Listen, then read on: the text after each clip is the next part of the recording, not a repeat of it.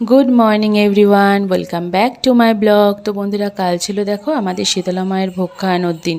দেখো কত মানুষ এসেছে ভোগ খেতে।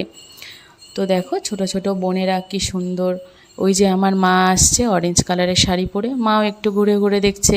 ছোট ছোট বোনেরা, ভাইরা, কাকুরা খুব সুন্দরভাবে খাবার পরিবেশন করছে।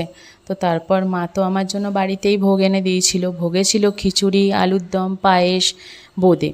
তো আমি খুব মজা করে খাচ্ছিলাম। তো দেখো মা পেছন থেকে আসছে, মায়ের এক্সপ্রেশনটা শুধু দেখবে। মা ভাবছে যে মেয়েটা কি করছে ভিডিও অন করে। তো তারপর দেখো বন্ধুরা, আমি তো খুব মজা করে আয়েশ করে আনন্দ করে খাচ্ছি।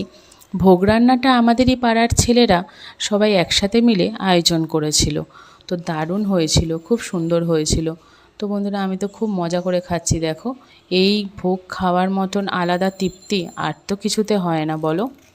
তো তারপর আমি যাই হোক এই ভোগ খাচ্ছিলাম। তো খেতে খেতে তোমাদেরকে দেখাচ্ছি যে কীরকম লাগছিল। আমি তো শুধু ওয়াও করে যাচ্ছি। সত্যিই ভোগটা অসাধারণ হয়েছিল বন্ধুরা, অসাধারণ যাকে বলে। তো বন্ধুরা, ব্লগের লাস্ট পার্টে আমি আমার বাবার আগের বছরের কিছু মুহূর্ত তুলে ধরলাম তোমাদের সামনে। আজ বাবা বেঁচে থাকলে আনন্দটা হয়তো আরও দ্বিগুণ হয়ে যেত। তো তারপর দেখো বাবা একজন পাড়ার কাকিমার সাথে, কাকাদের সাথে কি সুন্দরভাবে সহযোগিতা করছিল। এই কাকারা বড় ভালো মানুষ, তারা আমার গুরুজনও বটে। আমার জীবনে সুন্দর মুহূর্তগুলোকে ক্যাপচার করে রাখতে খুবই ভালো লাগে। তাই আমি বাবাকে আজকে এই ভিডিওর মাধ্যমে বাঁচিয়ে রাখতে পেরেছি সারা জীবন। বাবা আমার কাছে অমর হয়ে থাকবে।